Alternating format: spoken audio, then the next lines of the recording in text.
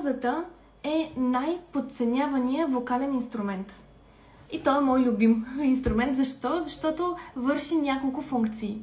От една страна ни дава време на нас, като говорители, да помислим какво е следващото нещо, което искаме да кажем.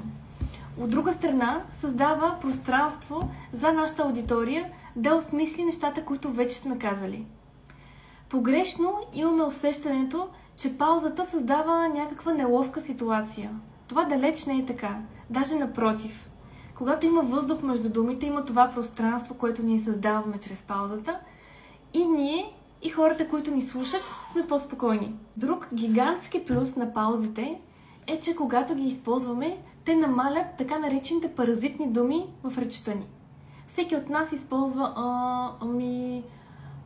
значи постоянно. Тези думи ние въобще не ги регистрираме като думи, обаче те разсейват и объркват нашите слушатели.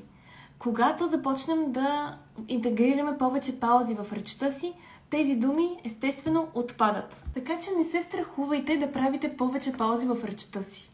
Може би вътрешно ви се струва, че една пауза от няколко секунди е цели няколко часа, но пак казвам, това не е така. Представата ни за време е изкривена вътрешно.